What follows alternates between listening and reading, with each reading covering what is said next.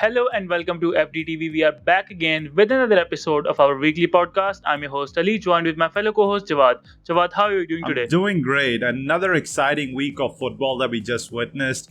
Amazing football on display. And without moving any further, first thing, make sure to hit the subscribe button and give it a thumbs up. Let's get into it. So let's talk about the final managerial appointment coming in from Crystal Palace. Patrick Vieira, the Arsenal and French legend, the defensive midfielder in the Premier League Hall of Fame, has been confirmed as the manager of Crystal Palace after Roy Hodgson has stepped down last season. Now, what do you make of the appointment? Let me give you a little bit of the background. He was a manager of New York City Football Club, which is a sister club to Man City. He stayed there for a total of 90 games. He had a point per average rating of 1.58. From there, he went to Nice in the League One, and he managed 89 games there as well, and he had a points per game rate of 1.42. Now he was let go in December of last season, and he has been appointed as the Crystal Palace boss. What do you make of the appointment? So first of all, I really love the trajectory that he's been taking as a manager. Really learning the craft before falling into like one of the top clubs, like a lot of other managers have so far. Pirlo comes to mind at that point, and obviously Gattuso comes to another player that comes to mind. That hey, let's take a shot at the big clubs and see what we're able to do. But at this rate, I see that what's happening here is that he's taking the right approach. He's taking it step by step, and he's able to really implement his ideology into his games. Now, obviously, he's not going to stay at Crystal Palace. I see a future Arsenal job for him, definitely, when it's all said and done. And he might be the player that or might be the coach who takes Arsenal back to the glory days. But a Crystal Palace move for him at this point of his career is absolutely the right move. He gets to learn a lot. He gets to play like coach in the Premier League, obviously, and then really under no real pressure.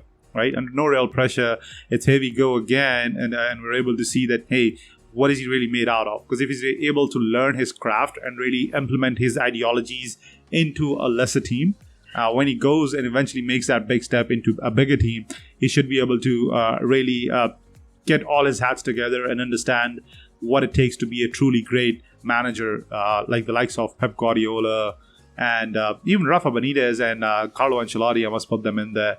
Player like coaches who understand the game. Right? If he's able to do that, I see a bright future for him as a manager. And he's got us talking about Crystal Palace. That hasn't happened before. Absolutely. Obviously, he's a legend of the French game and legend at Arsenal, their invincible side captain, which was a remarkable record that Arsenal possess in the Premier League. Now, I'm looking at the Crystal Palace squad, and it is below average. They've got Wilfried Zaha, obviously, who's a standout player, but he's 28 now. They've got Benteke, who is never in form for a consistent run of matches. They've got Gary Cahill, who will likely leave this summer or in the January transfer market. They need a lot of players to really take Crystal Palace to the next step and match the vision of Patrick Vieira as the Crystal Palace coach. Now, if they get the recruitment right, which rumors are saying that Crystal Palace board are looking to back Patrick Vieira, what are your expectations for Patrick Vieira in the Premier League next season? Do you think he can pull off a season like Leeds United? It's really going to be tough because Leeds United have been playing under the same manager for quite some time now, right? And really understanding the way they've played, it made them exciting to watch. They didn't finish very high up, right? So you got to keep that in mind. But that's the thing. He comes into this job with under no real pressure. His job is to keep them in the Premier League. And if he's able to do that, that's a successful season for Crystal Palace. Now, if he's able to finish at the top half of the table is going to be the question to ask. And it's really tough. It's really tough because you got some big teams in Premier League who are going to be looking to finish at the top half.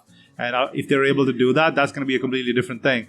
They were not in the top half. They ended up finishing 14th with a point total of 44. Right, so it's not something which is inspiring at this point. But if they're able to really make the difference, because obviously if you've got West Ham, you've got Tottenham, Arsenal, Leeds United, Everton, Aston Villa, Newcastle, Wolves, right, all great teams with great players, it's really going to be difficult. But if Vieira gets to learn on the job, that's all that matters to me at this point. Absolutely. Let's see what happens with Patrick Vieira, obviously a legend returning to the managerial spot in the Premier League, managing another club. Crystal Palace will be a fun watch next season. Good luck to him. Let's see what happens. Thank you so much for watching another video of FDTV. It's been great to have you joining us. Again, make sure to leave a thumbs up, subscribe to the channel. Every single subscription helps. It motivates to put out more football content on a daily basis. Until then, see you next time. FDTV out.